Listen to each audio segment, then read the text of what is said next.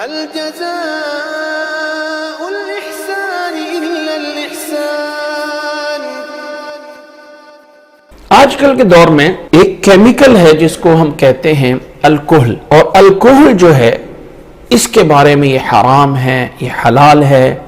اب یہ اس خمر شراب کے علاوہ میڈیسن میں یوز ہوتا ہے، اس کے علاوہ بیکری کے ایٹموں میں یوز ہوتا ہے، اس کے علاوہ کاسمیٹ کی بہت سی عورتوں کی چیزیں اس میں یوز ہوتا ہے، ایسے پرفیوم وغیرہ میں یوز ہوتا ہے۔ تو یہ سب کچھ کیا ہے؟ کیا یہ ساری کی ساری چیزیں حرام ہو گئی ہیں کیونکہ ان کے اندر الکحل یوز ہو رہا ہے؟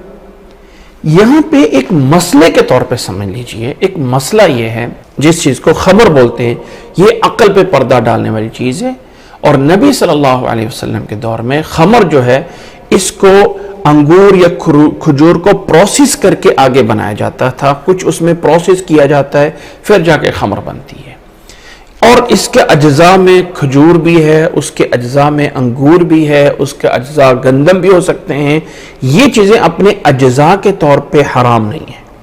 لیکن جب اس میں پروسیس کر دیا جاتا ہے تو آگے جو چیز بن جاتی ہے وہ حرام ہو جاتی ہے۔ اس دور میں آپ کو ایک بات سمجھ لیجئے، اس دور میں جو الکحل ہے وہ ایک الگ کیمیکل ہے، جہاں تک میری ریسرچ ہے، جہاں تک میں سمجھتا ہوں، اور میں پہلے بتا دوں کہ میں اپنے آپ کو کوئی بہت بڑا عالم یا بہت بڑا کوئی ریسرچ کرنے والا نہیں سمجھتا ہوں۔ میری اس بات کو آپ جھٹلا سکتے ہیں، ریجیکٹ کر سکتے ہیں، کسی اور لوگوں سے بھی پوچھ سکتے ہیں، لیکن جہاں تک مجھے سمجھ آتی ہے کہ یہ ایک الگ کیمیکل ہے جو بہت سے کاموں میں یوز ہوتا ہے، اس کے بہت سارے فنکشن ہو سکتے ہیں، جس فنکشن میں اس کو بیکٹیریا کا مارنا یا کسی چیز کو دیر پا بنانے کے لیے اس میں ڈالا جاتا ہے۔ اس کیمیکل کے بہت سارے فنکشن ہیں۔ جس چیز کو ہم شراب بولتے ہیں اس میں یہ زیادہ مقدار میں یوز ہوتا ہے، بلکہ جہاں تک میں نے سنا ہے باقاعدہ پرسنٹیج ہوتی ہے کہ 50% ہے، 40% اس میں الکحل ہے، 10% اس میں کوہل ہے، 1% اس میں کوہل ہے، 80%۔ تو اس طرح کر کے اس کی مقدار ہوتی ہے، اور پھر اس مقدار میں پروسیس کر کے، یہ نہیں کہ ڈائریکٹ الکحل کہتے ہیں کہ یہ زہر ہے، پی لے گا تو بندہ مر جائے گا، وہ تو زہر ہے، پوائزن ہے۔ اس کے اندر پروسیس کر کے پھر اس کو جو بھی پروسیس ہے پکایا جاتا ہے، جو بھی کیا جاتا ہے، اس کو جو چیزیں ملائی جاتی ہیں مکس کر کے، جیسے ہم کھانا پکا کے اس کو کھاتے ہیں، تو اس کو بھی باقاعدہ جو بھی اس میں کیا جاتا ہے اس کو پکانے کے بعد یا جو بھی طریقہ ہے کرنے کے بعد پھر جا کے وہ خمر بنتی ہے، وہ وسکی بنتی ہے، وہ شراب بنتی ہے، اس کے جو بھی نام ہیں یہ سارے کے سارے بن کے تیار ہوتی ہے۔ اب اس کے اجزاء کے اوپر کل کا حکم لگانا کہ جیسے شراب حرام ہے ویسی الکحل حرام ہے، یا تو کوئی بندہ یہ کہہ دے کہ الکحل ہی اصل شراب ہے تو بات ختم ہو گئی، ٹھیک ہے۔ لیکن جہاں تک واللہ علم مجھے آج تک سمجھنے میں آیا ہے کہ الکحل ایک الگ سے کیمیکل ہے، اس کی 50% یا 70% یا 30% اس کو اس شراب میں، جو بھی وہ شراب اس کی ہوتی ہے اس میں ملایا جاتا ہے، اور وہ پھر جو شراب بنتی ہے، پھر اس کے بعد وہ شراب بنتی ہے، اس میں اور بھی بہت ساری چیزیں ایڈ ہوتی ہیں، تو وہ چیز حرام ہوتی ہے۔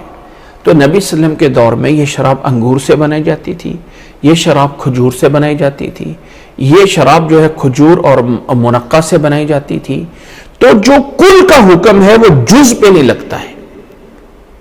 کیا جو شراب ہے وہ کل والی، اس کا حکم لے کے ہم اس کے اجزاء انگور پہ، اس کے اجزاء کھجور پہ، اس کے اجزاء گندم پہ لگا سکتے ہیں کہ چونکہ شراب حرام ہے، بنائی گئی ہے انگور سے، انگور بھی حرام ہو گیا؟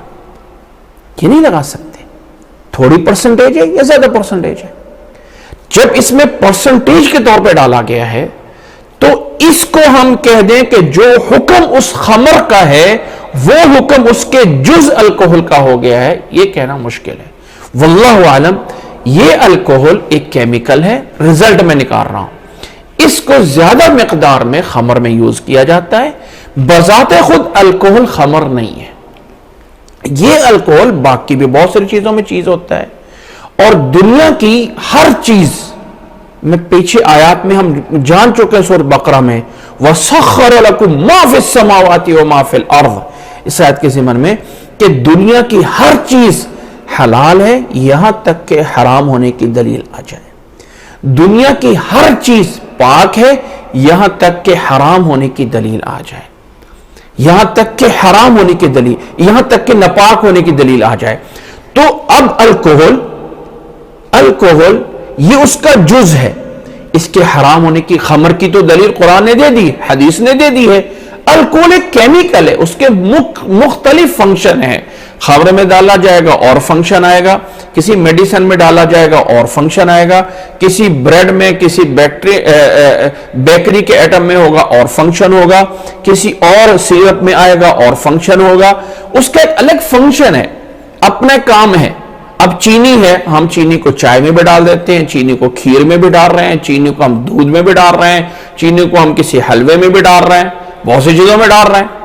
تو ہر جگہ پہ وہ میٹھا کر رہی ہے، کہیں پہ کچھ، کہیں پہ کچھ، کہیں پہ کچھ۔ تو اسی طرح کچھ اور یہ کیمیکل ہیں جن کے ہر جگہ پہ اپنے الگ الگ فنکشن ہیں، اور یہ پھر الکوہل جو ہے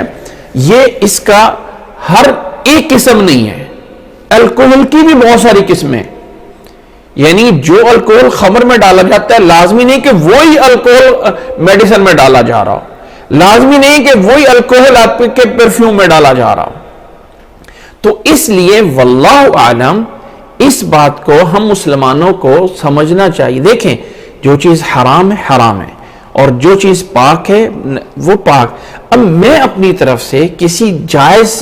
یعنی کسی پاک چیز کو ناپاک، کسی حلال کو حرام کیسے کر سکتا ہوں؟ اس لیے انصاف کے ساتھ انسان کو اتنا، آج کل ہمارے یہاں وہ ہمارے استاد بتایا کرتے تھے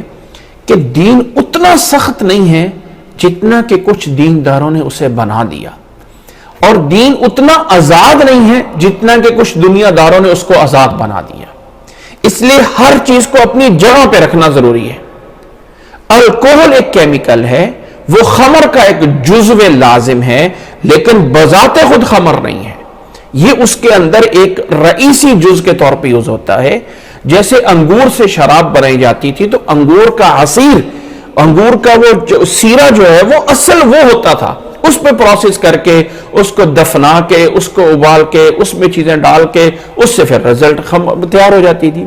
تو اس طرح کر کے الکوہل میں پروسیس کر کے خمر بنائی جاتی ہے، تو اس جو کل کا حکم ہے وہ ہم جز پہ نہیں لگا سکتے۔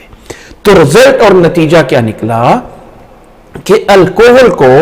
جو ہم بار بار کہتے ہیں حرام ہے، ہم کہیں خمر حرام ہے، شراب حرام ہے، الکوہل سے اگر کوئی مراد، کیونکہ آج کل ایسا بھی تو ہوتا ہے نا کئی دفعہ الکوہل بول کے مراد شراب لی جاتی ہے، کہ کہہ دیتے ہیں الکوہل پینا صحیح نہیں، مطلب لے رہے ہوتے شراب۔ ہاں، اگر کوئی انسان اس انداز سے کہہ رہا ہے کہ یہاں پہ الکوہل ہوتا ہے جی یہاں سے دور ہو جاؤ، تو اگر وہ الکوہل سے مراد شراب لے رہا ہے تو بات ختم، ٹھیک ہے وہ حرام ہے۔ لیکن اگر بذات خود کیمیکل کی طرف آئیں تو ہمارے پاس کوئی دلیل نہیں ہے جس سے ہم اس کو حرام کر سکیں۔ یہ بات چل رہی ہے حرام اور حلال کی۔ اب اگلی بات پہ آ جائیں، اور اگلی بات یہ ہے کہ میں بار بار اس چیز پہ بتا چکا ہوں کہ حلال اور حرام ہونا یہ ایک الگ کیٹیگری ہے، بات سمجھیے گا، اور پاک اور ناپاک ہونا یہ ایک الگ کیٹیگری ہے۔ کچھ چیزیں حرام ہیں لیکن وہ پاک ہیں۔ بلی جو ہے وہ حرام ہے، بلی کو ذبح کر کے آپ گوشت نہیں کھا سکتے، حرام ہے کھانے کے اعتبار سے، لیکن بلی جو ہے وہ ناپاک نہیں ہے۔ گدھا حرام ہے لیکن ناپاک نہیں ہے۔ ہمارے پیارے نبی صلی اللہ علیہ وسلم نے گدھے پہ سواری کی ہے، ہمارے پیارے نبی صلی اللہ علیہ وسلم نے بلی کا جوٹا پیا ہے۔ تو اس لیے کچھ چیزیں ہوتی حرام ہے لیکن ناپاک نہیں ہوتی۔